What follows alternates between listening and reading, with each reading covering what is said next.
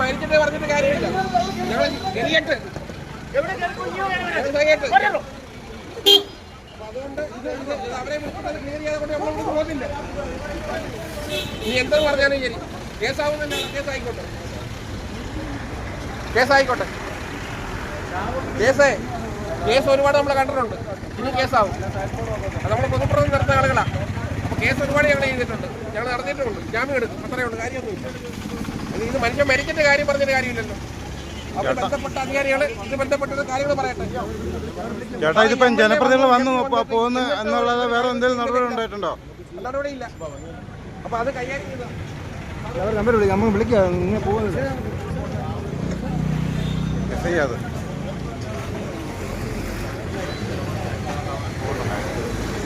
അവിടെ എന്ത് പറഞ്ഞാലും അവരിവിടെ വരണം. വന്നിട്ടുള്ള കാര്യങ്ങളേ ഉള്ളൂ. ഇനി ഞങ്ങൾ വിരോധിക്കും. മനുഷ്യൻ മരിച്ചിട്ട് ഇനി ന്യായം പറഞ്ഞ കാര്യമില്ല. മനുഷ്യൻ മരിക്കുന്നതിന് മുമ്പ് നമ്മളൊക്കെ പറഞ്ഞു, എത്ര തവണ പറഞ്ഞു. അപ്പോൾ ഒരു അപകടം നടന്നതിന് ശേഷമാണ് പറയുന്നത്. അപകടം നടന്നുകൊണ്ടിരിക്കുക.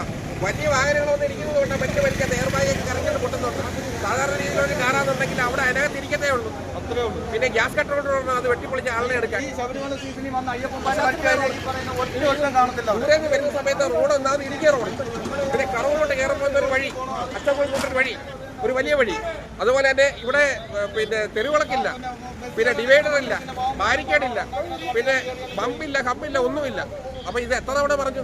അപ്പം നമ്മൾ നല്ലൊരു ബോട്ട് ഉണ്ടാക്കിയിട്ട് അതിന് ഇടയ്ക്കൊരു കിഴുത്ത ഉണ്ടാക്കി ഒരു കൃഷിനെ ഉണ്ടാക്കിയിട്ട് വെള്ളത്തിൽ ഇറക്കി വിടുന്ന മാതിരിയായിപ്പോയി ഹൈവേയുടെ പണി.